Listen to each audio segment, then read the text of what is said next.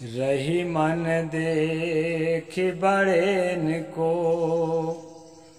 लघु न दीजिए डारी।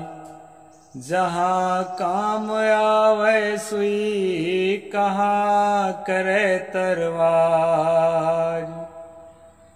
प्रभुता से लघुता भली, लघुता से सब होय। जस द्वितीया को चंद्रमा, शीस नवै सब कोय। नमस्कार दोस्तों, मैं अविनाश दास रेशनल कबीर यूट्यूब चैनल में आप सबका हार्दिक स्वागत करता हूं। साथियों, यदि चैनल को सब्सक्राइब न किए हों तो सब्सक्राइब जरूर करें, शेयर करके अपने सभी मित्रों तक सभी ग्रुपों में पहुंचा दें। बेल आइकन को प्रेस करें, ऑल नोटिफिकेशन ऑन करें, लाइक और कमेंट जरूर करें। दोस्तों, मैंने शुरू में 2 साखियां बोली है, उसका मैं थोड़ा सा अर्थ कर देता हूं, फिर आज के प्रसंग को मैं बताऊंगा। शुरू से अंत तक जरूर देखना साथियों, बहुत महत्वपूर्ण बात बताने जा रहा हूं। कवि रहीम ने लिखा है, रहीमन देख बड़ेन को, लघु न दीजिए डार। जहां काम आवे सुई, कहाँ करे तरवार। आजकल दोस्तों हम देखते हैं, कोई आदमी जब कलेक्टर बन जाता है, कमिश्नर बन जाता है, या प्रसिद्ध व्यापारी बन जाता है, साधु महात्मा बन जाता है, वीआईपी लोगों के साथ उठने बैठने लगता है, तो वो क्या करता है, वो जो है अपने जो बचपन के मित्र हैं उसको पहचानने से इनकार। मित्र की तो बात छोड़ दीजिए, कई कहानियां हमने ऐसी भी सुनी है कि अपने बाप को पहचानने से इनकार कर देते हैं। कलेक्टर साहब कहता है, हमारे गांव का एक आदमी आया है, उसको तो मैं पहचानता हूं, लेकिन वो मजदूर आदमी है। जब मजदूर का बच्चा जब कलेक्टर बन जाता है, और बेटा के कलेक्टर होने की खुशी में जब बाप उससे मिलने जाता है, उसके दिल में जो है गुलाब का फूल खुल जाता है खुशियों के। तो वो जो है बेटा नौकर के माध्यम से जब जानकारी मिलती है कि एक बूढ़ा आया हुआ है मिलने के लिए, अपना ये नाम बताता है, तो बोल देता है कि हमारे गांव का वो एक मजदूर आदमी है। इस तरह से कई घटनाएं देखे होंगे दोस्तों, आप सुने होंगे। तो ये जो है एक मानसिकता है। तो रहीम ने इसी के लिए कहा है, रहीमन देख बड़ेन को, लघु न दीजिए डार। जहां काम आवे सुई, कहाँ करे तलवार। जहां वो छोटी सी चीज, छोटी सी सुई काम आती है, वहां तलवार काम नहीं करेगा। एक बात ध्यान में रखना दोस्तों, आप कलेक्टर हो ना, जिन बड़े लोगों के साथ आप बैठते हो, उस दिन को याद करो जब आप कलेक्टर नहीं थे। वो बड़े लोग धुतकार कर भगा सकते थे। उस समय तुम्हारे कलेक्टर बनाने के लिए वही बाप जो है मजदूरी कर करके, एक एक रुपया बचा बचा करके तुम्हें स्कूल कॉलेज में पढ़ने के लिए भेजा था, तब आप कलेक्टर बन के बैठे हो। और अगर आप बाप को पहचानने से इनकार कर रहे हो, तो समझ लीजिए कि संसार का सबसे बड़ा पाप आप कर रहे हो। मैं स्वयं अपने को प्रस्तुत करता हूं। मेरे बाबूजी आते हैं आश्रम में, मैं भी आज वीआईपी लोगों के साथ उठना बैठना शुरू कर दिया हूं। मेरे बाबूजी आते हैं कभी, तो मैं साफ साफ बता देता हूं कि ये मेरे बाबूजी हैं। पहले हम जीवन में जीते हैं, इसके बाद भाषण करते हैं। वो भी पिछड़े ख्याल के हैं, देहात के हैं, अपने तरह के पहनावा है उनका। तो दोस्तों, इस बात को ध्यान में रखें, अपने जड़ को मत काटें। हम जो हैं सो हैं, जो थे सो थे। छोटा से ही बड़ा बनता है। तो रहीम ने कहा है, रहीमन देख बड़ेन को, लघु न दीजिए डार।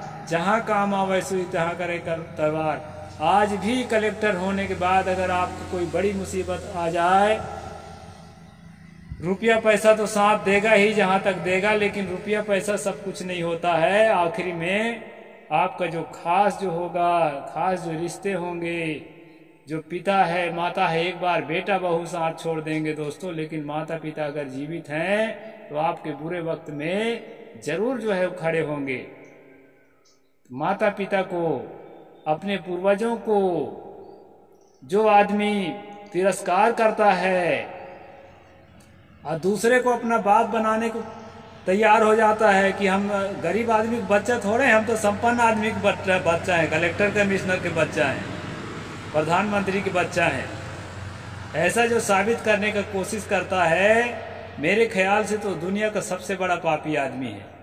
दोस्तों आपको ध्यान रखना चाहिए कि एक बार सब्जी बाजार में क्या हुआ कि पेरियार ललई यादव के पिताजी सब्जी खरीद रहे थे, तो एक परिचित ब्राह्मण आया तो देखा कि ललई यादव के पिताजी के कंधे में जो है ना जनेऊ लटका हुआ है। तो उसको रहा नहीं गया, अरे हम ब्राह्मणों का काम यह ही कहाँ से जो है जनेऊ पहिरा हुआ है। अरे कहे तुम फलानवा कहे जनेऊ पहिरे हो भाई, ये क्या चीज है? कहे जनेऊ है। अब पहना होगा, आजकल गायत्री वैत्री आ गया है तो ये लोग पहना देते हैं, शूद्रों को भी पहना देते हैं। आर्य समाज आ गया है, वो भी शूद्रों को भी पहना देते हैं। किसी से पहना रहा होगा बेचारा बुढ़ा, तो उसको कहा उतारो उतारो, ऐसे थोड़े काम चलेगा। और दोस्तों भरी बाजार में उसको बेइज्जती करते हुए और उसके जनेऊ को तोड़ दिया ब्राह्मण। ललई यादव बच्चा था, पिताजी के साथ था, उसको देख करके अच्छा नहीं लगा। किसी के बाप के सामने उठपटांग करोगे उसके बाप के साथ तो उसको अच्छा लगेगा, अगर सच्चा बेटा है तो कभी अच्छा नहीं लगेगा। दोस्तों उनको अच्छा नहीं लगा और वहीं से उनके अंदर चिंतन चालू हुआ और वही चिंतन ललई सिंह को पेरियार बना दिया।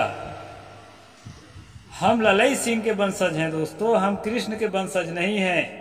जिसको एक सुदामा ही गरीब दिखा दुनिया में और कोई एसटी एससी ओबीसी के पिछड़ा वर्ग के आदमी उसको गरीब नहीं दिखा कि उसको मदद करे। तो इस प्रकार से दोस्तों पिता के प्रति जो श्रद्धा थी वही श्रद्धा ललई यादव को पेरियार बनाया और ललई यादव जब पेरियार बने तो आज हम उनको याद कर रहे हैं। माता पिता का बहुत बड़ा मूल्य होता है, इस बात को समझने की कोशिश करें। अपने खानदान का भी मूल्य होता है, अपने जड़ का भी मूल्य होता है।